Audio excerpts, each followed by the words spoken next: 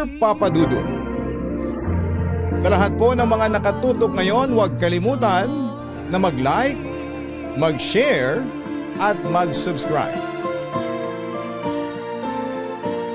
Kumusta kayong lahat? Ako po si Imelda, pero hindi iyon ang tunay kong pangalan. Anyway, tawagin nyo na lamang po ako sa palayaw kong Ime. Pagkamatay ng nanay ko, para maibsan ang pagdadalamhati ko, ay naisipan kong mag-YouTube noon. At nakita ko nga po ang Papa Dudut YouTube channel at ang inyong segment na Papa Dudut Stories. Kaya ayon, nakapakinig ako. At isa nga sa mga napakinggan ko ay yung kwento ni Kim na may pinamagatang Apoy, Papa Dudut. Ilang love story na ang napanood ko, nabasa, at higit sa lahat ay nasaksihan ng pares ng mata ko. Naiiyak ako. Sumaludo, pumapalakpak, tumatumbling, naglaway, nagwala, nagalit, iba't ibang emosyon ang nararamdaman ko. Sa maniwala man kayo o hindi, ay fan ako ng mga love stories. Sa kahit na anong kwento daw ng pag-ibig, ay hindi nawawala ang salitang kalungkutan. Walang sino mang nagmamahal ang hindi nasasaktan. At nagsulat ng mga heartbreaking words. May mga ilang paang nagtangkang magpakamatay. May mga nakiusap sa mga santo. May mga ilan ding isinangla ang kaluluwa nila sa mapanuksong diablo. May ilan ding piniling magbitaw ng sumpa. Hindi ka magiging masaya. Magkakasakit ka at maputulan ka sana ng sandata. Iba't iba man ang pamamaraan. Isa lang ang common denominator nila. Pag-ibig. Samantala, hindi ko akalain na magkakaroon din ako ng sariling love story. Taong 2013, graduating student po ako ng BE Elementary Education sa isang sikat na universidad sa Maynila. May nakilala kong gwapo noong panahon na yon. Nag-aaral siya ng medicine. Same school po kaming dalawa. Hindi naman po sa pagmamayabang. Ligawin talaga ako noong college ako. So ayun na nga. Isa siya sa mga nagbalak manligaw sa akin. Lagi kaming nagkakasabay sa isang office ng school namin. Since scholar din pala siya tulad ko. Nagkamabutihan kami. Hanggang sa pumayag na ako na manligaw siya sa akin. Matangkad siya, matipuno at singkit na may pagka-Arabo. As in, parang model siya. Kaya ang dami ring nagkakagusto sa kanya. Tawagin na lang natin siyang Cesar. 31 years old na siya sa ngayon. Maayos naman ang relasyon namin na umabot ng isang taon. Taong 2014 ay nag-aantay lang ako ng graduation ko. Hindi na ako dinadatnan. So nag-pregnancy test po ako. At ayun na nga, nabuntis niya pala ako. At sinabi ko naman sa kanya. At aware na siya. Nagulat siya. At ang sabi niya, hindi pa siya ready maging tatay. Since hindi pa siya nagiging doktor. At ang sabi niya, ipa-abort ko raw, so naggalit ako sa kanya. Since ayaw kong pumayag sa gusto niya, binlock niya ako sa Facebook at hindi ko na rin siya matawagan. Umiwas na siya sa akin hanggang sa graduate ako ng college with Latin honors. Sobrang lungkot ko noon kasi hindi ko na siya mahagilap, pati sa bahay nila. Parang tinatago siya ng family niya. Kesyo wala raw doon. So ako ay pinagpatuloy ko ang pagbubuntis ko. At nag-self-review ako ng LET exam. Kahit malaki na ang tiyan ko. Sa awa naman ng Diyos, nakapasa ako. At nasama pa sa isa sa mga top sa LET exam. Pagkatapos kong manganak ay naghanap kaagad ako ng trabaho. At sa awa naman ng Diyos ulit, ay nakapagtrabaho ako sa isang public school dito sa amin sa Cavite, kaya masasabi kong swerte ang mga anak ko at lalo na yung family ko kasi hindi nila ako iniwan sa kabila ng mga nangyayari sa akin noon. At oo na nga, last month po kasi ay nagkasakit yung anak kong lalaki, pabalik-balik ang lagnat. So dinala ko siya sa ospital para ipatingin. Nirefer kami sa isang private hospital sa Las Piñas. Kasi doon daw po may mga specialist. So pumunta po kami, nag-fill up po ako etc. Noong tinawag na po kami ng anak ko, Yung doktor na titingin sa anak ko ay yung ex ko. Nagkagulatan pa kami. Medyo ang tagal niyang mag-react. Sabay tingin sa anak ko. Then tiningnan niya ng matagal. Kamukha niya po kasi yung anak kong lalaki. Pagkatapos niyang matignan yung anak ko, ay kinausap niya ako. Tapos ang sabi niya, "Anak ko ba yan?" Hindi na ako kumibo habang kinakausap niya ako. Tapos ay umalis siya saglit. Sabi niya, ihintayin ko raw siya. Kaso'y pumunta na ako ng cashier para magbayad. Pero ang sabi ng cashier, "Ma'am, bayad na po ang lahat." Tanong ko, "Sino pong nagbayad?" Kahit may idea na ako kung sino iyon. Sabi ng cashier ay si Cesar po. Sabay umalis na kami. At hindi na namin siya hinintay. Nagtatanong yung anak kong lalaki kung sino raw ba yung lalaki at bakit ganun daw mag-react. Tapos parang kilala ko raw.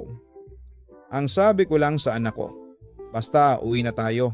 Hanggang sa nagte-text na yung ex ko na magkita raw kami. Humingi siya ng sorry sa lahat ng mga nagawa niya. Ang pinakamalala pa, pumunta siya sa lugar namin. Kinuha pala niya yung record, kaya natuntun niya ang lugar namin. Hindi ko siya nireplyan. Noong nakita ko siya sa kanto, umikot kami sa kabila para hindi kami magkita. Hanggang sa isang linggo ay 3 beses siyang pumupunta sa bahay para matignan kaming mag-iina. Ang ginawa niya ay nagpapaabot siya ng grocery item sa kapitbahay namin para ibigay sa amin. Tapos sa ilalim ay may pera. Tinanong ni mama ko. Kasi siya yung nakakuha. Ang sabi ng kapitbahay namin, galing daw sa matangkad na lalaki. So nagtataka yung mama ko kung sino iyon. Tapos nag-text sa akin, "Ime, para yan sa inyo ng anak natin. Mga vitamins at gatas. Sabihan mo ako kung kulang pa." Hindi ko na lang siya nire-replyan. Tapos ito pa, nagpapadeliver siya ng mga merienda. At nagugulat na lamang kami na may food delivery na nagpupunta sa bahay. Nagtataka ang family ko kung sino ang gumagawa noon. Then nagtatanong din yung mga kapitbahay namin. Kasi may lalaki raw na matangkad at singkit na silip ng silip sa bahay. Minsan nakamotor pa raw. Natatakot na ako sa ex kong yon. Baka kasi ireklamo na siya o pag hinalaan na siya ng masama ng mga kapitbahay namin. Lumipas ang isang araw ay nakita ko na naman yung sasakyan niya. Nandun na naman sa lugar namin. Tapos biglang umalis. Sakto kasi noon ay pupunta ako sa tita ko dahil may kukunin ako na pinatahi ko. Bigla siyang nagpakita at na-corner niya ako. At ang sabi niya sa akin, "Mag-usap naman tayo. Parang awa mo na." Lumuhod siya sa harapan ko at pinilit ko siyang patayuin. Kaso ang tigas ng ulo niya. Nahihiya ako sa mga tao na nakakakita sa amin. So ang sabi ko, "Sige, mag-uusap tayo, pero wag ngayon." Sabi niya. Ay kailan? Ang sabi ko naman ay next week ng Sabado, doon sa Walter Mart, 11 in the morning. Doon ko gusto para matao. At bigla siyang nagtatalon sa tuwa na parang bata. Noong nagkita kami sa Walter Mart ay nakaporma siya. Sabi ko, "Ay dito na tayo mag-usap." Ang sabi niya, "Alam kong wala akong mukhang ihaharap sa iyo. Simula nang iniwanan kita, aantayin ko kung kailan mo ako mapapatawad." Yan ang exact words na sinabi niya sa akin. Pagkatapos noon ay aalis na dapat ako. Tapos ay bigla siya nagsabi na, "Pwede kitang i-date. May pupuntahan tayo." "Saan naman yan?" Ang sabi ko. "Basta sumama ka na sa akin." Ang sabi niya. Ayaw ko nun. Pero nakikita ko sa mga mata niya na seryoso naman siya. At parang wala namang gagawing masama. Kaya sumama na ako. Noong nasa kotse na kami, akala ko ay Tagaytay. Since malapit na kami doon. Nagtaka ako at ang sabi ko, "Ba't nasa Bacoor na tayo? Baba na ako." Natakot na kasi ako noon. Ang sagot niya, "Punta tayo ng UST. Bakit doon?" "Ang layo." Protesta ko naman. Pero papadudot wala din akong nagawa sa huli. Noong nandoon na kami, biglang nagiba ang pakiramdam ko. Sabi ko, di ko dala ang alumni ID ko. Hindi tayo papapasukin dyan. At wala akong ID na dala. Ang sabi naman niya, ako na bahala sa'yo. Noong nasa school na kami, bigla niya akong dinala sa office kung saan kami unang nagkita. Biglang nag-flashback sa akin yung panahon na yon. Pumunta kami sa Arc of Century dati, tapos sa simbahan. Kasi dati pag alanganin siya sa exam, ay nagdadasal siya doon sa simbahan. Then pumunta kami sa College of Medicine. Sabi niya, dito mo ako pinupuntahan, hindi ba? Then pumunta kami sa College of Education, kung saan din lagi niya akong sinusundo pagkatapos ng class ko. Bigla akong naluha. As in, akala ko dati nalimutan ko na yung mga panahon na yon. Kaso hindi pa pala. Bigla siyang nag-aya na pumunta kami sa Registar. Sabi ko, anong meron? Pagpunta natin, sagot niya. Isa rin ng lugar na to na nagkita tayo. Dugtong pa niya. Naalala pa pala niya iyon. After noon ay nagyaya siya sa MOA. Sabi niya sa akin, ay, hindi ba sa MOA yung first date natin? Sabi ko naman, ay oo. Noong pumunta kami doon, sabi ko ay mainit pa sa seaside. Sabi niya, magsimba muna tayo. Pumayag naman ako. Noong medyo paggabi na, naglakad-lakad kami sa seaside. Sa bandang dulo, sabi niya, doon tayo sa pwesto natin noon. Sumunod lamang ako. Noong nandoon na kami, sabi niya, dito tayo nag-uusap sa pangarap natin. Oh, bigla na lang akong umiyak kasi hindi ko na nakayanan. Bumalik lahat ng mga ala-ala na masasaya. Noong kami pa. Ang sabi niya sa akin, pasensya na kasi naduwag ako. At pasensya na kasi wala akong kwentang tao. Pinabayaan ko kayo. Pinagsisihan ko na ang lahat ng iyon. Sabi ko lang, matagal na panahon na yon. Oo, naggalit ako ng sobra-sobra. Kaso ang Diyos ang naging sandalan ko. Iniwan ko lahat sa Kanya. Nagsumbong ako. Hanggang sa lumipas ang panahon na pinatawad na kita. At nakalimutan ko na yung mga mapapait na mga alaala. Bigla niya akong niyakap ng mahigpit at umiyak siya. Doon kami nakapag-usap ng maayos at nape-pressure daw siya noong time na yon sa mami niya. Kasi sobrang laki ng expectation sa kanya. Hinanap naman niya ako doon sa dati naming tirahan sa Makati. Kaso ang sabi doon ay wala na kami. By the way, dati po kaming taga Makati. Noong graduate ako, umalis na kami doon. Since ipapagawa na ng may-ari yung bahay na tinitirahan namin. Sabi ni Cesar, halos araw-araw daw siyang pumunta roon. Hindi daw niya alam kung saan ako hahanapin. Hindi niya ako matawagan sa Facebook at hindi na ako nagre-reply. Noong nag-message na ako, sabi ko, nag-focus na ako sa LET exam at pangangan ako. 1 year ako na hindi nag-social media. Kasi nag-move on ako sa mga nangyari. Sabi naman niya, 3 years daw niya akong hinahanap. Kaso hindi daw niya alam kung paano at kung saan. At ngayon na nakita na niya kami, ayaw na niyang mawala pa kami. Kahit daw dumaan siya sa butas ng karayom ay gagawin niya. Natanong ko din, nasaan na ang mother niya? Ang sabi niya ay 2018 pa raw namatay dahil may sakit. Nag-open din siya sa akin na mag-migrate daw siya sa Canada at magre-resign na daw siya sa work niya kasi nag-aantay na lang daw siya. Ang sabi ko naman, kaagad, good for you kasi magandang opportunity doon. Hindi mo ako pipigilan? Usisa niya sa akin. Sabi ko, bakit ko gagawin yun? Future mo ang nakasalalay doon. Sagot ko, ikaw na ang future ko. Wala nang dahilan para mag-migrate ako sa Canada. Sagot niya sa akin. May dahilan na daw siya para mag-stay sa Pilipinas. May pinakita pala siyang picture namin. Na college pa ako at nasa med school pa siya. Naitago pala niya. Sabi niya sa akin, ngayon 3 na tayo. Pero kinokorektahan ko siya sa sinabi niya. Hindi tayo 3, 4 tayo.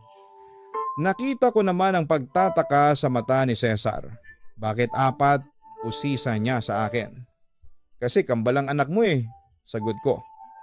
Pero Papa Dudut, laking gulat ko nang bigla siyang napatayo at nagtatalon. Sobrang saya daw niya. Natanong ko kung single siya. Sabi niya ay 3 years na siyang single. Yung ex-girlfriend niya ay sobrang demanding. At hindi daw kagandahan ng ugali. Kaya hiniwalayan daw niya. Sabi naman niya sa akin, ikaw ba? Sagot ko ay hindi na ako nag-boyfriend. Kasi nag-focus ako sa mga bata, Papa Dudut. Gusto niyang makilala yung mga anak namin. Sabi ko lang sa kanya ay paunti-unti muna. Sabi naman niya haharap daw siya sa parents ko para mag-sorry. Noong pauwi na kami galing sa MOA, mga 9:30 PM na yon ng gabi. Habang nasa kotse kami, biglang nagtanong sa akin si Cesar. Ang sabi niya, bakit hindi na kita makontak noong nag-away tayo? Noong nagbubuntis ka sa anak natin? Tinawagan kita noon. Kaso hindi na kita matawagan. Nakailang beses kong tinawagan ka. Kaso wala talaga eh. Tinapon ko na yung SIM card dahil kinalimutan na kita. Sagot ko sa kanya. Pati yung Facebook mo, hindi na rin sumasagot. Ang sabi niya sa akin. Pagkatapos mangyari yon, hindi ko na ginagamit yung Facebook na yon. At nagagalit kasi yung nanay ko. Saka sinadya ko na hindi i-open yon. Ayokong makita yung mga pictures natin. Siyempre para mabilis akong makapag-move on at makapagsimula ulit. Saka focus ako sa pagbubuntis ko. At sa board exam noong mga panahon na yon, sambit ko naman sa kanya. Bigla siyang natahimik. At may sinabi siya na, alam mo ba, pumunta ako ng graduation mo. Kasama mo yung family mo. Kaso, hindi na ako nagpakita dahil nahihiya ako sa iyo. At lalo na sa pamilya mo. Ay, mahiya ka pala, sabi ko. Sabay tumawa na ako. Nagtanong din siya, bakit biglaan yung lipat namin sa Cavite? Ang sabi ko naman, noong magjowa pa lang tayo, naglilipat na kami talaga. Kasi pinapaalis na kami ng may-ari ng bahay namin dati sa Makati. Kaya yon, wala kang nadatnan. At saka matapobre yung may-ari ng bahay. Kaya dito na lang kami sa Cavite. Since taga rito naman talaga si Papa. Sagot ko sa kanya. Sa totoo lang, ayoko na talagang magkita tayo noong panahon na yon. Dahil gusto ko nang makalimot. Dugtong ko pa. Pero noong pinag-uusapan namin ni Cesar, nakaramdam ako ng lungkot. At ang dami kong what if bigla. At bigla siya ulit nagtanong sa akin tungkol sa anak namin na lalaki. Sabi niya, mahinang resistensya ng anak natin? Sinusumpong pa ba ng asma? Nilalagnat pa ba? Tiningnan ko yung mukha niya. At halata naman na nagwo-worry siya sa bata. Sagot ko naman, akala ko talaga is baka dengue. Pabalik-balik ang lagnat noong pumunta kami sa ospital. Nagbigay ng referral.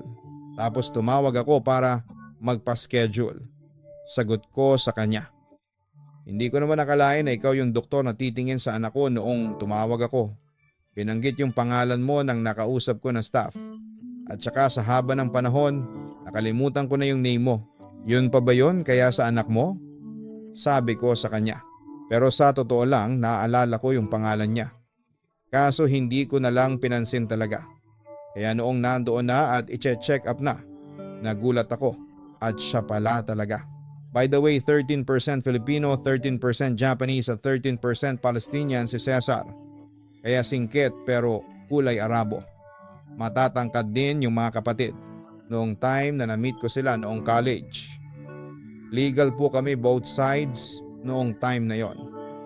Samantala, noong nakarating na kami sa bahay namin sa may kanto, ang sabi niya sa akin ay pwedeng pasilip sa mga bata. Gusto ko silang makita. Saka excited ako kasi hindi ko akalain na kambal sila at curious ako kung pareha sila ng ugali. Natutulog na yon. Saka magkaiba sila ng ugali. Yung babaeng anak mo mahilig sa K-pop, kaibigan. At yung lalaki naman ay introvert, may sariling mundo. at bigla siyang natawa. Sabay sabi na, ano kayang reaksyon nila pag nakita nila ako? Nakangiti siya na reaksyon at nakikita ko na excited talaga siya. Bigla siyang nagsabi rin na kailan tayo ulit magkikita. Isulat mo sa'yo yung schedule ko. Ano bang Facebook mo? Add kita. Ayaw ko. Saka no need na. Ba't mo ibibigay yan? Wala naman akong paki sa schedule mo. Sagot ko. Siyempre baka magselos ka eh. Sabi niya sabay tawa ng malakas. O yung Facebook ko, search mo. Baka sakaling i-add mo ako. Baka ma-miss mo ako eh. Saka walang in a relationship yan ha. Tingnan mo pa. Sabay tawa ulit. Tingnan mo ring messenger ko saka Viber ko. Walang laman. Puro kaibigan lang. I-chat mo ako. Para may dahilan na para makipag-chat at video call ako. Sabi niya sa akin. Asa kang i-add kita? Saka busy ako. Dahil matatapos na ang school year. Sagot ko. Oo nga pala. Tuloy na ba ang anak kong lalaki? Ako na ang magtutuli sa kanya. Sabi niya sabay tawa ulit. Hindi pa. Pero tatanungin ko if gusto niya na magpatuli ngayong bakasyon. Ang sabi ko. At noong bumaba na ako sa kotse niya ay pinaalis ko na kaagad siya. Baka kasi may makakita sa amin. Buti na lang walang tao gaano. Noong nakababa na ako at paalis na ay bigla siyang may sinabi. Liligawan kita sa ayaw mo at sa gusto mo ha. Huwag ka na magpaligaw sa iba. Sabihin mo may gwapong nanliligaw sa'yo. Sabay tawa ng nakakaasar. Che, asa kang sagutin kita? Sabi ko ng pabiro. Sa kabilang banda, noong nakaraan ay tumawag siya sa number ko at nangungulit na ibigay ko raw yung bank account ko para magpapadala siya ng pera sa amin. Ang sagot ko naman ay kaya ko naman silang suportahan kasi nagawa ko naman ang mag-isa sa sobrang pangungulit niya. Para hindi na tawag ng tawag ay binigay ko na lang. At nagsabi rin siya sa akin na mag-open siya ng account para sa pag-aaral ng mga bata at insurance na rin para sa kanila. Sinabi rin niya sa akin na ganado siyang magtrabaho dahil may umaasa na raw Vol ng dahilan para mag-feeling binata na siya. Ayaw na rin niyang mag-migrate sa Canada kasi nandito raw kami. At wala naman daw akong balak tumira sa ibang bansa. Kaya dito na lang daw siya. Sa totoo lang ay masaya ako. Dahil dati ipinagdarasal ko ito na someday ay mabubuo yung pamilya namin. Kasi nahihirapan na rin ako dahil tanong sila ng tanong if may tatay raw ba sila. Sa ngayon ay nag-uusap kami ni Cesar paano ko siya mapapakilala ng maayos. At syempre sa magulang ko dahil gusto niyang maging maayos na yung pamilya namin. At para na rin daw matuwid niya ang mga pagkakamali niya before. Ang sabi rin niya sa akin na kaya raw siya kinakarma sa past relationship niya dahil sa ginawa niya sa amin na pag-iwan. Sa totoo lang ang dami niyang plano sa amin na mag-iina. Kaso naguguluhan ako kung makikipagbalikan ako.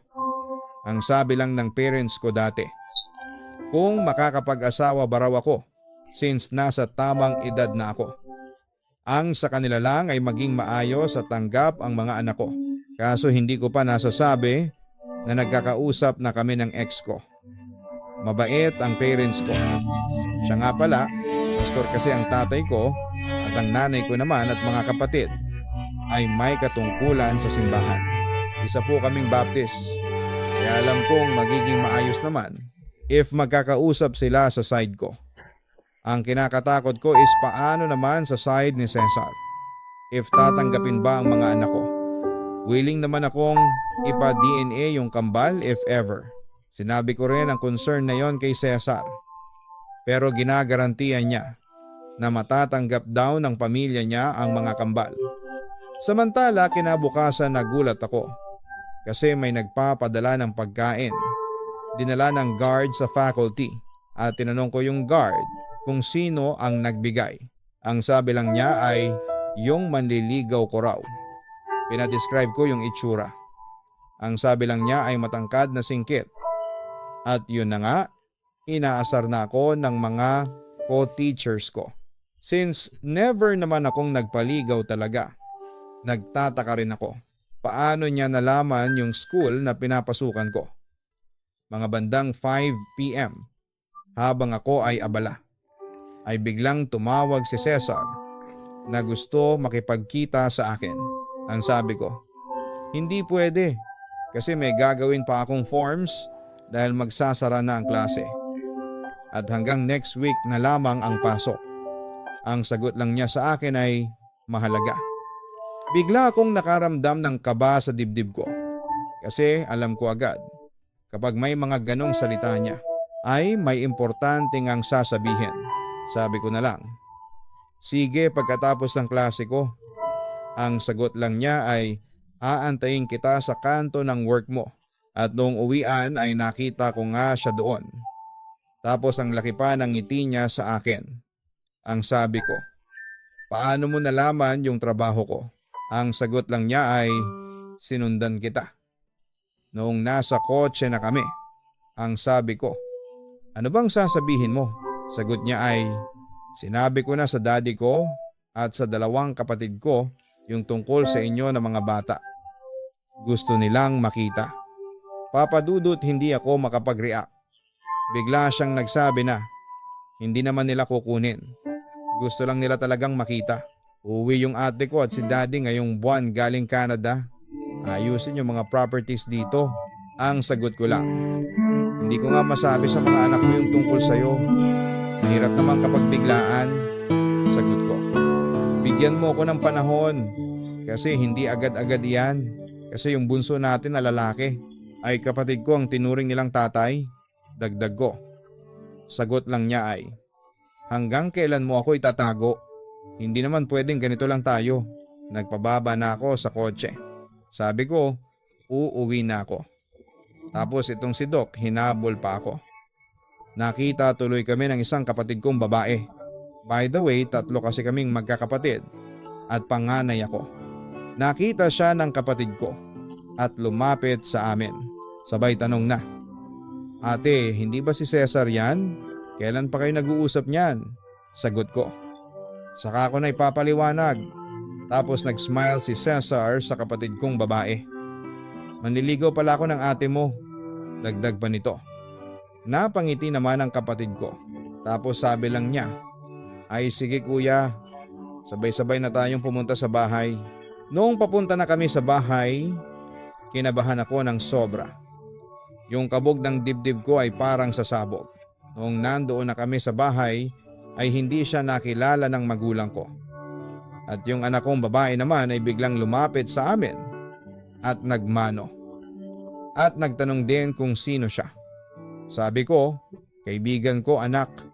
Kinausap naman siya ng magulang ko at kinausap siya ni Papa. Nanliligaw ka ba sa anak ko? Sagot niya ay opo. Tapos yung anak kong lalaki, biglang pumasok ng bahay galing sa pakikipaglaro. Tapos biglang sinabi na, Mama, hindi ba yan yung doktor na pinuntahan natin? Magkakilala po kayo? Kinakabahan ako sa nangyayari. Parang gusto ko nang magpakain sa lupa. At ayun, pinalabas ko muna sila ng bahay. Kasama yung kapatid kong babae. At doon na ako nagsimulang umiyak. Sinabi ko sa parents ko na siya yung ex-boyfriend ko noong college ako. At siya ang tatay ng mga anak ko. Humingi ako ng sorry sa magulang ko at niyakap lang ako ng nanay ko. At ang sabi lang niya ay, hayaan mo na. Humingi ng sorry si Cesar at nagpaliwanag kung bakit nangyari yung mga past issues. Ang sabi lang niya sa magulang ko ay willing siyang makipagbalikan sa akin at sagot lang ng tatay ko, pinatawad na kita anak. Mahirap magtanim ng galit sa puso. Hindi ka makakausad. Sabi lang nila sa amin, kung kami talaga sa huli ay ibibigay naman ni Lord iyon. Siguro na yung time na iyon at matured na kami at hindi na bata. May mga pagkakamali tayo na pwede nating ituwid at ayusin sabi ni Papa sa amin. Kaya napaiyak ako ng sobra. Hindi ko akalain na ganon yung sasabihin ni Papa. Sabi lang ni Mama, magdasal kami at humingi ng sign. Nawala yung kaba noong sinabi nila iyon sa amin. Pinapasok nila yung dalawa. Since gabi na nga. Yung anak kong babae nagsasabi na, ano mo yan mama? Kamukha niya yung napapanood ko sa video sa Facebook. Singkit din. Tapos bumubulong si Cesar. Kamukha ko rin pala siya. Ba't walang nakuha sa'yo? Konti lang. Inaasar pa ako. Sabi ng nanay ko kay Cesar. Dito siya magbakasyon para makapag-banding sa mga bata. Sagot lang niya ay sige po mama. Tapos natatawa pa siya. Yung anak kong lalaki hindi siya kinikibo gaano at nahihiya pag nilalapitan siya ni Doc. Namumula ang mukha niya. Yung anak ko namang babae sabi ba naman, crush kita, sabay tawa. Tinanong pa si Cesar kung sa bahay matutulog. Sabi lang ni Cesar, next week anak, dito ako matutulog sa inyo. Sa ngayon papadudot dito sa amin natutulog si Cesar since medyo malapit ang Cavite sa Las Piñas kung saan siya nagwo-work as doctor. Last week po kasi ay tinatanong ko siya if pupunta siya sa recognition ng kambal. Pumayag naman siya. Kaso isasaglit lang siya dahil sa work. Ang sabi niya sa akin, first time niyang attend ng recognition. Tapos sabi ko, bakit noong bata ka ba? Sino ba ang uma-attend sa'yo? Sabi niya, si mommy at daddy ko. Pero mas excited daw siya ngayon. Sabi niya, ano bang oras ang recognition? Sabi ko naman ay 9 AM pa naman. So dapat ay mga 8:30 ay nandoon ka na. Manggagaling ka pa sa Laguna. Taga Laguna po kasi siya. So malayo talaga. Kaya sabi niya sa akin, kaya yan, mag-a-alarm ako. Noong malapit na ang recognition ng kambal, 9 na ay wala pa siya. So sakto hindi pa naman tinatawag sila kambal. Tapos bigla siyang dumating. Nakapang doktor pa. Kakamadali siguro, traffic daw kasi bandang Dasmariñas. Kaya ayon natagalan. At buti naman at nakabot pa siya. Tapos sabi ko, ikaw na ang umakyat sa stage. Sagot naman niya. Paano ka? Sabi ko, ilang taon na akong umakyat. Ikaw naman para maiba. Ayun na nga, siya ang umakyat para sa kambal. Tapos yung reaksyon nilang dalawa, bakit daw si Doc ang sasama? Sabi ko, anak, sasamahan kayo ni papa ninyo. Tapos yung anak kong babae, sabi ba naman, ay mama, papa namin si Tito Crush. Tapos sabi ko, ay akyat na kayo. So ayun nga. Umakyat siya ng 2 beses. By the way, magkaklase ang mga anak ko. Pareha silang may award. Tapos yung mga co-teacher ko ay nakatingin lang. Wala rin naman akong pakialam kung magmarites sila sa amin. Then nagpicture kami. Si Cesar, proud papa para sa mga anak niya. First time daw niyang umakyat. Sabi ko, next time ulit. Umalis din kaagad si Cesar. Pagkatapos matawag ang name nila kambal. Tapos ay nagtanong pa sa dalawa kung ano ang gusto nilang pasalubong sa pag-uwi. Sagot naman nila, ice cream daw yung madami. Mahilig kasi sila sa ice cream. Actually, nauuna na sila kambal sa bahay while ako ay nasa school pa. Since may pasok pa naman last day, noong nasa bahay na ako, sabi ko ay doon sa mama ko. Kaninong mga bag at gamit yan? Sabi ni mama, kay Doc, dumaan daw kaninang umaga. Tapos itong anak kong babae, tanong ng tanong, kung totoo ba na papa nila si Doc. Sabi ko, oo papa niyo yun. Tanungin niyo siya pagpunta niya rito. Tapos sabi ba naman niya, puntahan daw namin sa work. Then yung dalawa, nakaabang sa pintuan. Anong oras darating yung papa nila? 11 PM na ng gabi, wala pa si Doc. Tapos yung dalawa ay nakaabang pa rin sa pintuan. Tinry kong tawagan si Cesar pero hindi sumasagot. Bandang 12, nakauwi si Cesar. Nakatulog yung dalawa sa kakaantay sa kanya. Sabi ko pag uwi niya, uy, ginabi ka na. Sabi niya, marami raw. Saka naghanap pa raw siya ng ice cream. Nahirapan daw siya kasi mga sarado na ang store. Yung lugar kasi namin ay maagang nagsasara ang mga tindahan. Kaya bumili pa raw siya sa bayan. Tapos hinanap yung dalawa. Sabi ko, ay natulog na. Kanina pang hinihintay ka. Then nagtanong din siya saan siya matutulog. Sabi ko, doon sa isang kwarto. Hindi kasi kami pwedeng magtabi pa. Nakakaloka lang. Kasi sanay akong makita sa loob ng bahay yung tatay at kapatid kong lalaki na nakasando. Tapos nakakapanibago lang kasi dumagdag pa si Cesar. Halatang nag-gym din siya. Kaya pala nagtanong, if may gym daw ba dito malapit sa amin? Halata naman sa pangangatawan niya. Kinaumagahan, yung dalawa ay nagtanong if nandito na si papa nila. Sabi naman ni mama, natutulog pa.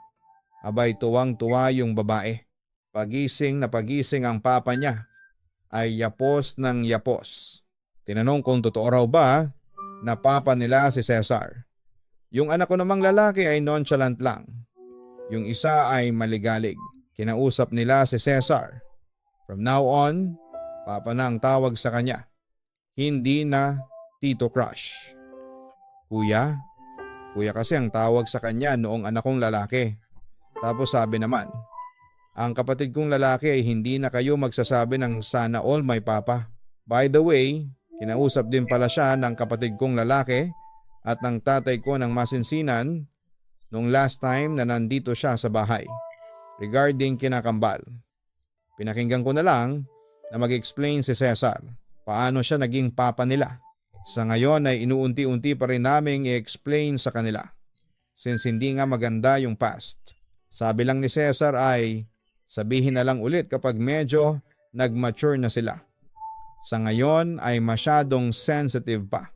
Tapos yung anak kong babae, sasama daw siya sa ospital para makita raw niya yung work ng papa niya. Yung isa naman ay nahihiya pa. Sa ngayon ay nag-adjust pa sila na tawaging Papa si Cesar. Nakakatuwa rin kasi yung picture nila ay pinakita raw ni Cesar sa family niya. Yung anak kong babae masyadong clingy sa papa niya. Maya't maya yung tawag sa messenger. Laging magka-video call pag may time si Cesar. Tapos lagi silang nakaabang sa pinto sa gabi. Nakikita ko naman yung saya ng mga bata kapag umuwi yung papa nila. Pati sa pagtulog, doon natutulog sa kwarto. Siyempre doon siya sa ibaba. Sa ngayon ay na-open up ni Cesar yung surname ng kambal. Gusto sana niya na isunod na sa surname niya. Nagtatanong din siya if bala ko bang magpakasal sa kanya at bumukod na o mabilis if agad-agad. Ang sabi ko lang sa kanya, pag okay na ang lahat. Sa ngayon ay wina-workout namin yung sa mga bata, yung relasyon niya sa kambal. Kaya pag maaga siyang nakakauwi, ay ginagala niya kami. Kaso yung anak kong babae, dikit ng dikit sa kanya. Parang ayaw humiwalay. Tinatanong niya yung lalaki. Kamukha raw niya pero ang ugali ay sa akin. Sa ngayon, iyon muna yung update ko sa inyo.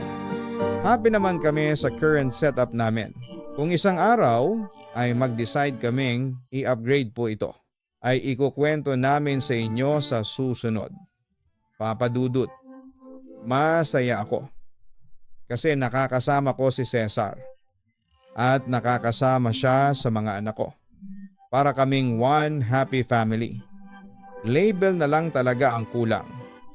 Pero Papa Dudut, hindi naman ako nagmamadali dahil alam kong magiging mas happy kami as couple in God's perfect time. Hanggang dito na lamang po at maraming salamat at magandang gabi sa inyong lahat. Lubos na gumagalang, Ime.